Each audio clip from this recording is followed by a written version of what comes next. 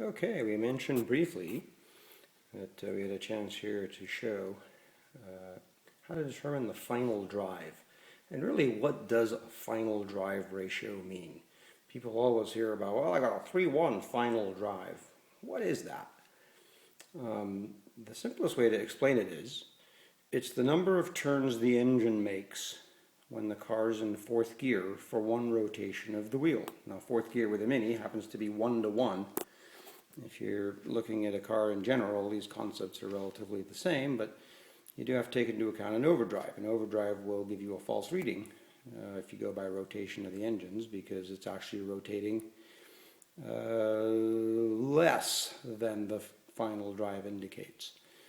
But in this case, 1-to-1 fourth, if we have a way of measuring how many times the engine turns for how many times for one rotation of the wheel, one full.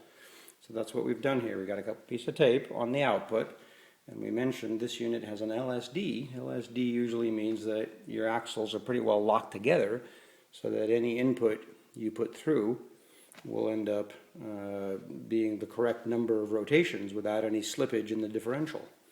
So in this case here, we suspected the car had a 3-1. We had receipts and we're not really sure, but we don't want to rip the transmission open just for that purpose. And so if we turn the engine, again, we're just going to turn the primary gear. I don't have to turn the crank. It's the same idea.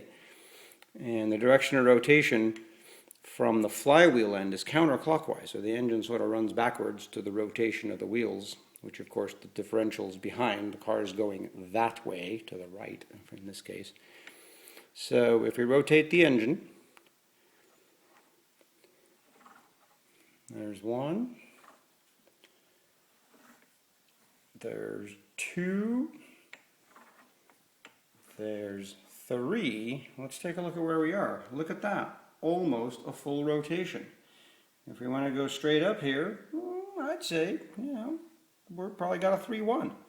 That's about 3 1/10 rotations of the engine for one rotation of the wheels in 1-to-1 fourth.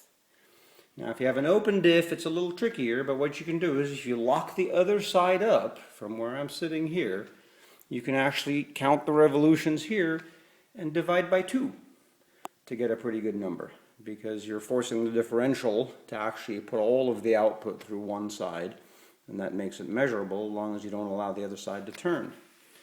So in the car, it's possible if you have a way where you can count how you put it in fourth and turn the engine as many times as it takes to rotate the wheels one complete turn. That's your final drive ratio. If the engine turns 3.5 times, you probably got a 344.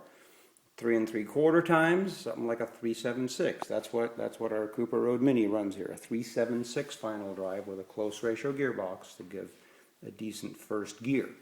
People often think, I want a close ratio, I want a 295.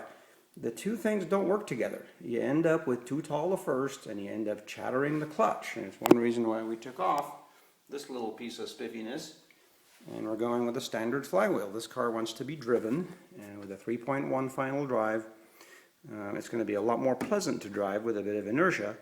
We're not looking to drag race and bunny hop start in this application. So if you have a way where you can count the rotations of the engine, you can mark the crank and push it in fourth. It's not that difficult. Get one rotation of the wheel. How many times did the engine turn?